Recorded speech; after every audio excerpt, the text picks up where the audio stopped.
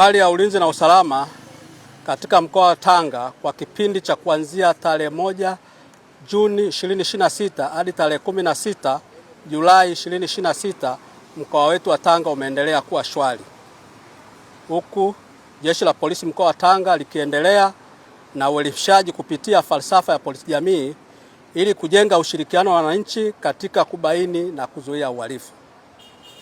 Sambamba na elimu hiyo, pia operesheni na doria zimefanyika katika maeneo mbalimbali ili kuwakamata waliofanya uhalifu. Katika kipindi hicho, kutokana na operesheni zilizofanyika, jumla ya watuhumiwa 200 walikamatwa kwa tuhuma za kujihusisha na uhalifu wa aina mbalimbali, ikiwemo wa kujihusisha na dawa za kulevya, unyang'anyi, wizi, kupatikana na mali dhaniao kuwa za wizi, nyara za serikali, uharibifu wa miundombinu, noti bandia pamoja na makosa mengine ya jinai.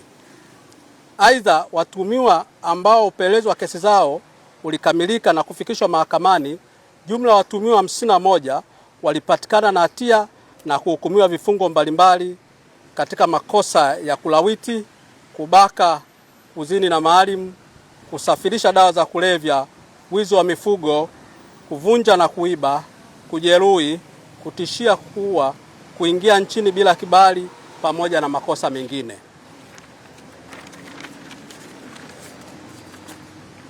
Miongoni mwa waliohukumiwa na makosa makubwa, watuhumiwa 2 walihukumiwa kifungo cha miaka 30 gerezani kwa makosa ya kulawiti ambao ni Julius Mustafa na kosa la kuzini na maalim ambaye ni Kilimo Isaya, huku mtuhumiwa mmoja akihukumiwa kifungo cha miaka 30 gerezani kwa kosa la kusafirisha dawa za kulevya ambaye ni Sadiki Waziri. Pia watuhumiwa wengine walihukumiwa vifungo vya miaka 5 gerezani kwa makosa ya wizi wa mifugo na makosa mengine ya jinai. Katika operesheni dhidi ya dawa ya kulevya, watuhumiwa 29 walikamatwa wakiwa na dawa za kulevya aina mbalimbali. Watuhumiwa 14 walikamatwa wakiwa na mirungi bunda 750 yenye uzito wa kilogramu 45, huku watuhumiwa 15 wakikamatwa na bangi katika mifuko misokoto 114, pakti 126, vifurushi 5 na kete 120 za bangi. Aidha, pikipiki 20 zisizokuwa na namba zilikamatwa katika operesheni ya dawa za kulevya na makosa mengine ya jinai. Katika matukio mengine, watuhumiwa 5 walikamatwa wakiwa na nyara za serikali na mali zinazohusiana na wanyamapori, huku watuhumiwa wengine wakikamatwa na vifaa vya miundombinu ya TANESCO, miundombinu ya barabara, noti bandia za fedha ya Kenya, televisheni 10, simu za mikononi 25 pamoja na mali mbalimbali zinazozaniwa kuwa ni za wizi.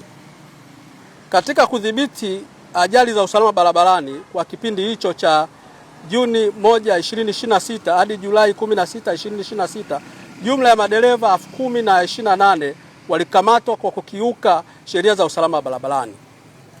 Kati yao madereva 9 walifungiwa leseni zao za udereva kutokana na ukiukaji mkubwa wa sheria ya usalama barabarani ikiwemo mwendo kasi.